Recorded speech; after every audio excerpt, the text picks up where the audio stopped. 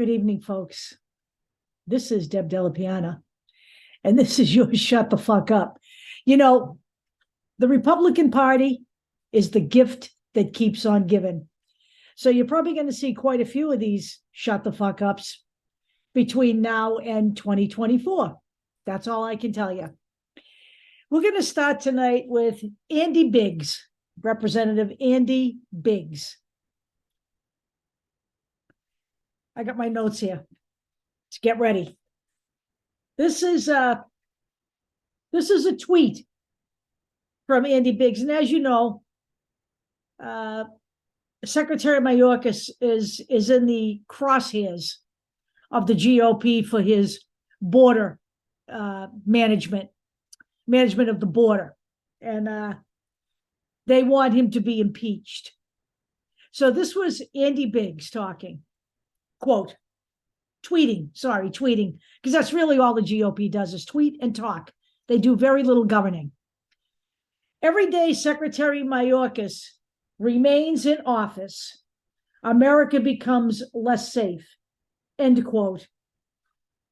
Mind you, this is coming from a seditionist and an insurrectionist, a man who was fully on board with Donald Trump's attempt to overthrow the U.S. government, a man who had absolutely no qualms about reinstalling a dictatorial despot.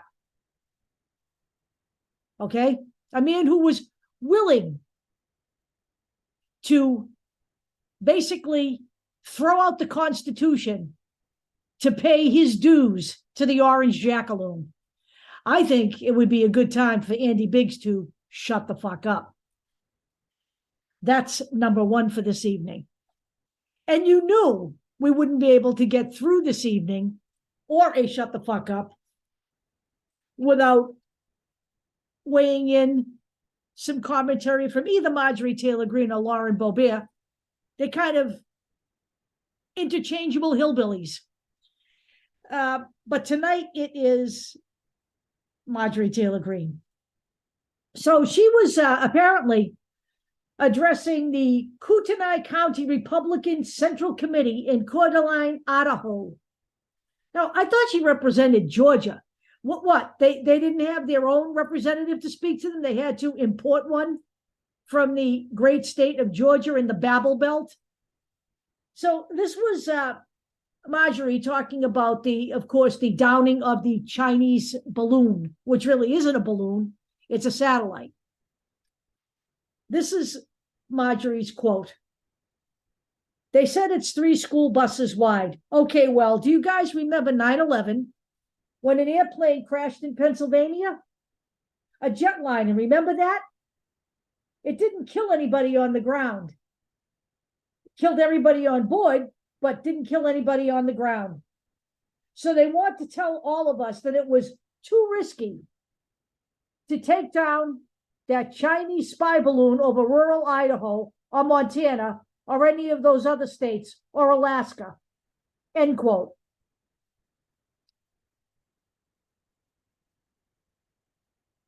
That was some kind of word salad, wasn't it? How we went from a Chinese spy satellite to the downing of Flight 93 in Pennsylvania is beyond me, but let me just say this. It has already been explained that the military felt it would be better if they did it over water. Okay? And it had already been explained that they managed to get good intelligence about the capabilities of that spy satellite by doing that. That is the job of NORAD and the Pentagon, by the way.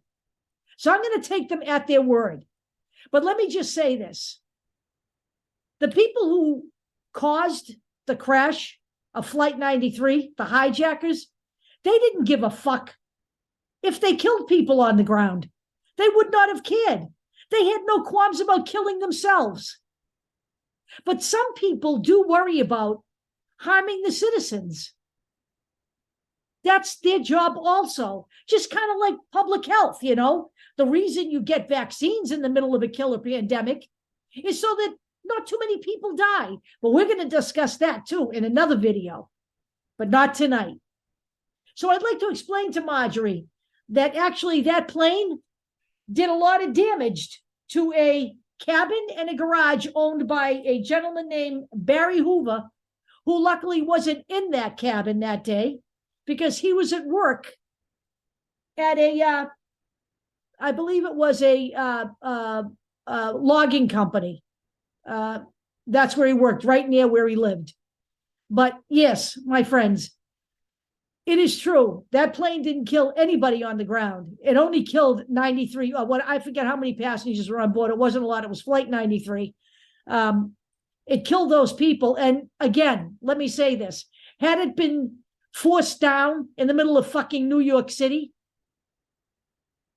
those hijackers wouldn't have given a shit how many people they killed because they had already killed 3,000 people in the towers. So Marjorie Taylor Greene can stop with the false equivalence and shut the fuck up. Number 3. Number 3 is from Casey DeSantis, Ron DeSantis' charming wife. So, as we know, Ron DeSantis has been running a proving ground for fascism in the United States, in the little state of Florida. I call it little because it's small-minded. So apparently now he is rolling out the red carpet for the Claremont Institute. And we'll get to that in a minute, but I want to read Casey DeSantis's tweet. Quote, "Protecting Americans from infringing woke ideology is important work. And we are grateful Scott and the Claremont Institute picked Florida to continue their mission." End quote. End tweet. So the Claremont Institute, the New York Times describes that as the, quote, nerve center of the American right.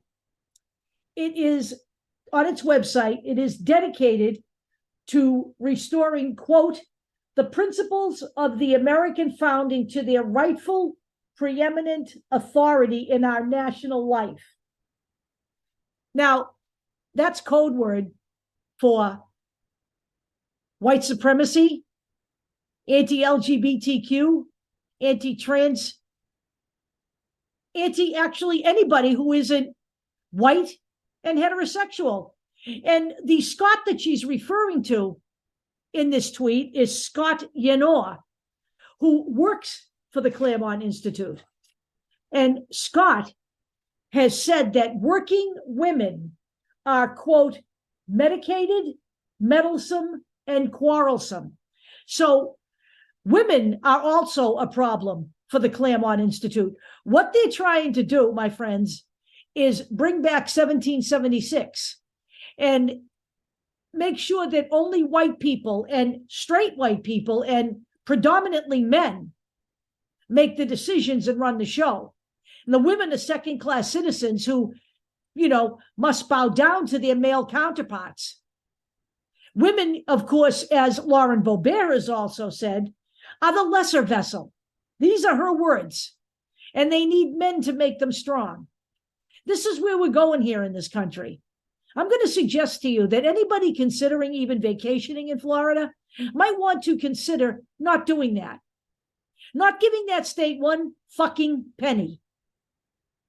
Ron DeSantis is a one-man destruction machine. He has literally removed democracy from his state. He is banning books, dictating the education system, and now he is inviting the Claremont Institute in to finish the job. And this is a man, my friends, no matter what he says, who wants to run for president. I suggest you act wisely. I will talk to you all later.